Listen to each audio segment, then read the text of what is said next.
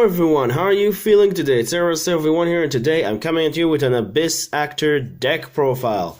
An update that I should have been done before, but I was not able to get to it right until now. And the last update I did in the deck profile itself was in 2017 in October. But this deck is a deck that I never thought that will receive additional support. Because let's be honest, Arc V era or Pendulum era has so many new archetypes that just came out every single day, and most of them were half complete. Now, of course, the Vrains era or the Link era still have this kind of problems, but as you can see, they're also giving you a lot of legacy support, so it's kind of different. Maybe they changed direction a little bit. But this is an archetype that, like, when they announced its support, I was absolutely surprised, and half a year ago, we received that in the TCG, and only up to now I was able to get the cards. But without further ado, let's get started. So starting things off with the monsters, we'll start with the 3 copies of the newest members, so to speak, to the deck. Mellow Madonna, which is supposed to be based around a singer.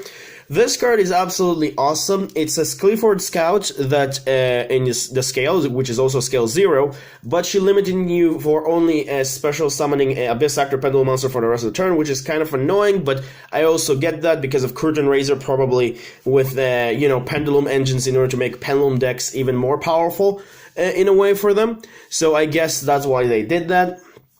Her monster effect is also kind of nice. When you activate an Abyss script, she gives you the ability to special summon a level 4 or lower Abyss Actor Pendulum monster from your deck, but you return to the end during the end phase. And you activate a card effect or activate an Abyss Script card. So it doesn't have to be like, it can be also the set card effect, which we'll get to it, because that is the new gimmick that the deck kind of like pushing forward in order to use the Abyss script set effect, which is actually kind of nice. And then other effect is also if a Pendulum monster is destroyed by battle, you get to special summon her from the hand. And she also get a 100 attack for each Abyss script in your graveyard. Not has to be with different name, just Abyss script, so it can be like 2 of the same name and she still will get 200 attack. Very, very nice card. Very, very awesome. It's scale 0, it's level 7, it's a special summoner, it's a searcher. It's just a support card by itself, but we also received additional other support, which we'll get to it.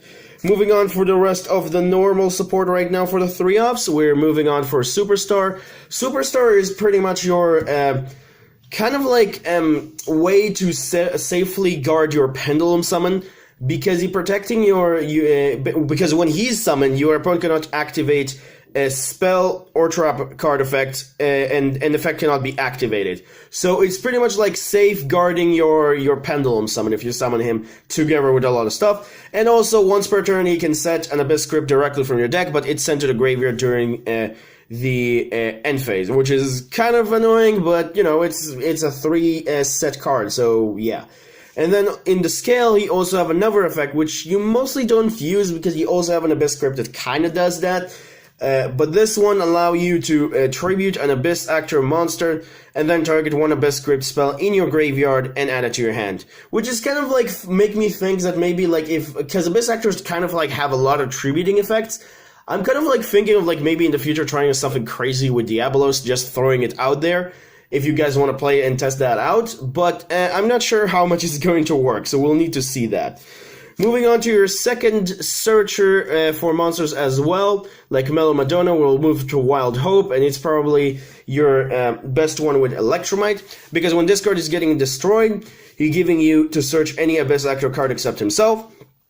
And then also on the field, once per turn until the end phase, he gained 100 attack for each Abyss Actor monster you currently control with a different name. So by himself, he's a 1700, but if you have like, I'll say today you can have up to 6, because also extra monster zone, he pretty much become a 2200. And then in the scale, he can make all of your other Pendulum scale into 9, which is actually kind of good, because sometimes you need the high scale, because this deck sometimes has the struggle to put like a high scale-ish cards, but he also limiting you for the rest of the turn for only Abyss Actor monsters. Then 3 of the most annoying Abyss Actor monster, Curtain Raiser, put it in the scale, special summon once per duel, obvious. And then its other effect is that when he's on the field alone, he become a 2200 beat stick, but he can also send for you an Abyss script directly from your deck to your graveyard, which is kind of like a foolish burial goods, and recycle for you an Abyss Actor monster from the extra deck to your hand, which can be actually kind of nice, because sometimes you need the ability to, like, you know, mass pendulum summon, but unfortunately most of your monsters, like in the extra deck, and like, as you know, like if you don't have a extra deck monster, you can only summon one, and if you have links, it's only two. It's just really helpful in that regard, and I think it's overall a nice monster. Moving on to extras, which is also your 3-off in the deck, and it is the last 3-off in the deck. Abyss Actor's extras is very, very nice, because if your opponent control a monster, just one monster, and you don't have to have like a Cyber Dragon effect, it's like if your opponent control a monster, you get to special summon this card from the scale, which is cool. And then his other effect, which is probably the most important one, and probably make this card not also a bad normal summon if you're going first, because all of these cards doesn't really have any effects for normal summons, and this is probably one of the only ones that you don't care like normal summoning compared to the rest and actually does something, because you contribute him there, and he become kind of like a Lone Fire Blossom for your scales. So you contribute this and put immediately a Mellow Madonna in your scale, and then he can, once again, also lock you for only Abyss Actor's special summon and all that stuff for the rest of the turn, as well as you cannot activate his effect in the scales for the rest of the turn, which is kind of a weird so-called restriction, but okay, sure, let's go with that. And that's pretty much for the 3-offs. Now we'll move on to the Abyss Actor's 1-offs. First off, let's start with the villain, which is supposed to be Abyss Actor Evil Heel. Evil Heel is a very, very nice card. It's a big, beefy monster, but the problem is it's a level 8, and that's why I'm only running it at 1. If it was like a level 7, or if we had like a little bit more consistent way to take him out, only not only with, like, you know, what is his name, Wild Hope and additional card, which we'll see later, I would probably run like 2 copies of this, because this card is like is pretty much a beat stick on the field, because when it is normal or special summon, you can target one monster your opponent control and make it lose 1,000 attack for each Abyss Actor monster you currently control. So by himself, it's already 1,000, and he's already 3,000, so it's pretty big. And then when you destroy a monster by battle with this guy, he's set for you an Abyss script directly from the graveyard to your field, as well as in the scale, which is also kind of nice because he also has a scale 1, which is also sometimes important. He gives you the ability to tribute an Abyss Actor monster and then target a face-up monster opponent control, and its lose attack equal to the monster you tributed, but it also stays even if this card leaves the field, which is actually kind of nice. Moving on for your more resilient monster, and probably the most resilient monster in the deck, Sassy Rookie. Sassy Rookie is a nice card to just sit on if you need to. This guy is like, when the first time he will be destroyed, he's not, and then if he's destroyed by by battle or by opponent card effect, he pretty much giving you another Abyss Actor level 4 lower directly from your deck, which is actually kind of nice, and that is kind of like becoming 3 times that you need to destroy in order to clean your field, so it's also can be a nice way to sit against Boral Sword. And when he also get destroyed in a Pendulum scale, he give you the ability to pop a level 4 or lower your opponent control. I wish it was any monster, but it's still good in effect, or nevertheless, I guess. And then his effect in the scale, he giving you all of your Abyss Actor monsters protection by battle by card effect. So it's one of those cards that like I like as a one-off to also finish on in the scale, because like giving you all of your Abyss Actor monsters essentially a solid protection. Moving on to Leading Lady, which is probably one of the, I say, questionable cards in the deck. I think it's like she's the worst overall, but still have a nice effect. And when she's on the field, she has the effect of like when battle damage is inflicted, to make an opponent monster lose attack equal to the damage inflicted. So it can even be by your evil hero something, and then you can drop another monster like by 3,000 if you drop the first monster by 3,000, then attack him for 3,000. And then when she dies by this is a very, very weird one, so I'm going to read it to you. When this card is destroyed by battle, or if this card in owner monster zone is destroyed by an opponent card effect, very weird text. You can set one Abyss script spell directly from your deck. I don't know why they gave this kind of like a restriction like this. Why they thought we were going to use this card for creature swap combos shenanigans. I don't get that. It's a weird wording, but whatever. Her effect in the scale is pretty much kind of the same, with the battle damage, but instead of like targeting any monster, it has to be the same monsters that attack with the battle damage. Or you can give yourself back from the extra deck monster with Abyss Actor Pendulum monster with an attack lower or equal to the damage that you took, which is kind of like eh.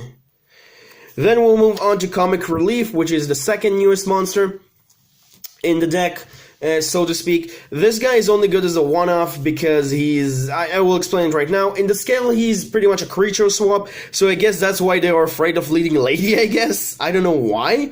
But in the scale, he's a creature swap with an Abyss Actor you give them, and then you get, what do you call it, their monster. I don't know why I forgot that in a second. And in monster effect, I'm sorry, I don't know why I'm stuck in words. In monster effect, you don't take any battle damage involving this card, and then during the standby phase, that's why this card is a little bit too slow, you get the ability to switch control with this card to your opponent. So if your opponent has this, it's switching control with you. And then you have the ability to, the owner, it says the owner specifically, have the ability to pop an Abyss Actor, or should I say Abyss script set on their field. They can choose if they want to pop an Abyss script. So that's actually kind of nice, helping you trigger effect, but I wish it was like more of like a quick effect cards instead of all of this standby phase shenanigan, because it's kind of like, I don't know, it's not that great. It's nice, it's just not the most amazing thing in the world. Moving on to Trendy Unsturdy, which is a very, very nice support card. When you Pendulum Summon him, while he's in the scale, you get to add a face-up level 1 or level 8 Abyss Actor from your extra deck to your hand, so it's a nice recovery. You can add back your extras or your evil heal. And then if he's in the monster effect, if you have 2 Abyss Actors in your Pendulum Zone, you contribute this card and special summon 1 level 1 or level 8 Abyss Actor Pendulum monster that is face up in your extra deck or from your hand, which is absolutely nice as well. So you can just have Pendulum summon this, and it's another easier way to just get your evil heal if you want this card specifically. And that's pretty much does it for the Abyss Actor monster. Sorry it took too long. Now we'll move on to the supporting monsters, which is 3 Chronograph and 1 Time Gazer. I think this is an obvious lineup, first off, because of the destruction and all that stuff. You get to special summon and all that things, of course, before you do your Mellow Madonna and all that stuff, but also because these cards specifically are scales 8. Sometimes you don't even use them for their destruction synergy. You want them to be scales 8 because you don't have scales 8 so much in the deck, and not have so much particular scales, because Abyss Actor Curtain Raiser, it's not sometimes enough to be a scale 7, because you want to summon your Mellow Madonna and Superstar, so 7 is not enough, but you need to have some kind of 8, so yeah, this is another serving of a big scale if you need to, and just destruction synergies as well, so that's kind of nice. Moving on to the spells, we'll start off with the 3 copies of Abyss Playhouse Fantastic Theater and 1 Terraforming. This card is very, very nice, although his searching effect is kind of annoying, because you need to reveal an Abyss Actor monster in Abyss script, and then search an Abyss script with different name. I think the effect should have been like, if you reveal an Abyss Actor, you add an Abyss script. If you reveal an Abyss script, you add an Abyss Actor monster. It's just really, really annoying, but what it's really all about, this card, is the effect that if your opponent activate a monster effect, you can make that monster effect destroy 1 set card your opponent controls, set or trap card your opponent control, which is really, really good because it's trigger out your Abyss script, so that's actually really, really cool. And it can be during either player's turn, so that's also kind of nice. And speaking of the Abyss scripts, we'll start off with 2 Rise of the Abyss King, 2 Romantic Terror, 2 Abyss Tainment, 1 Opening Ceremony, 1 Fire Dragon's Lair, 1 Fantasy Magic, and also 1 copy of Wild Wagon, which I will explain right now. Abyss King, his normal effect is pretty much letting you to pop a number of cards you're on the field up to the number of face-up attack position Abyss Actors you control, and if you control level 7 or higher, your opponent cannot negate that or respond to that. And then his set effect, if he's set and you have a face-up Abyss Actor in your extra deck, and it goes for all of these, and he's getting popped by your opponent card effect, you get to search 2 cards that are either Abyss Actors or Abyss Crypts, any with combinations that you want, but not 2 of the same one. Terror lets you to pretty much bounce an Abyss Actor back to your hand and special summon a different one from the extra deck, I believe, if I remember that correctly. Special summon Abyss Actor Pendulum Monster with a different name from your extra deck. Yes, that is it. And then if it's getting popped, it's giving you the ability to set any number of Abyss script directly from your deck on the field. It's very, very nice, as well as also its first effect, because it's giving you some kind of a versatility to just dodge removal or stuff like that. Abyss Tainment is the one that I talked about. Is kind of like also have kind of an effect of a superstar in the skill, but instead of adding it to your hand when you tribute a monster, you set that on the field and you can use this effect twice per turn. And when this card is getting popped while it's set, it's giving you any number of Abyss Actors to summon from your deck, which is really, really cool. Opening Ceremony, just giving you 500 life for each Abyss Actor monster you control, and if it's set and get popped, you get to draw until you have 5. Dragon's Lair let you to, if you destroy a monster by battle, your opponent banish 3 cards from their extra deck, and if it's getting popped and destroyed while it's set, you get to banish a card, any card that you choose from their extra deck. Fantasy Magic allow you to pretty much every monster you battle this turn is not destroyed, is getting sent back to the hand. But if your opponent pop this set card, you get to pretty much bounce a card from their field to their hand, which is kind of nice, I guess. Sorry, not bounce to the hand, you put it on the top of the deck. And then Wild Wagon effect is not really important that much. You don't really use this protection effect, I guess. It's protection by battle and also making your monster cannot be destroyed once. But what you care about is the crazy effect that this card got to pretty much when he dies while it's set, you get to bounce every card your opponent control to the hand. This is absolutely ridiculous. Unfortunately, this card is not searchable, but if it was, I would say I would probably play 3 off because it can mess with your opponent so much. But as it stands, I only play 1 because you don't really want to brick on this card. And that pretty much does it for the Abyss scripts and all that stuff. Now we'll put only 2 traps in this because I think you're actually getting the drift because of Abyss Playhouse Fantastic Theater.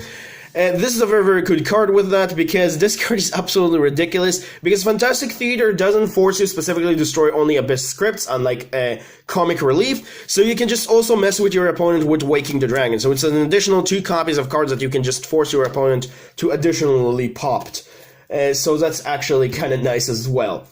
And that's it for the main deck. Now we'll move on to the extra deck. Extra deck, we'll start off with 1 Electromite, obvious, and 2 Witch Apprentice, again, obvious. Notoria Beast Exterior for your for one of your popped with Waking the Dragon. Same goes for Ultimate Falcon, and 1 copy of Totally Awesome, because sometimes I don't have protection from monster effects, so I want to have also that sometimes with Waking the Dragon. Link Monster, Borolo Dragon, Unicorn, Phoenix, Cerberus, Underclock, Xyz, Big Eye, Tornado Dragon, Castell, and Excited Knight. And that is pretty much does it for my version of the extra deck. You can go whatever you want to with your extra deck, but that's what I chose specifically. And that pretty much does it also for my deck profile. So hope you guys enjoyed. Don't forget to like, subscribe as usual. Remember, creativity is the key in this game. Have a good day, guys. Stay safe. And leave your comments how to make this deck better as usual in the comments down below, or what your thought of it. And I'll see you guys in the next video. Have a great week. Bye-bye.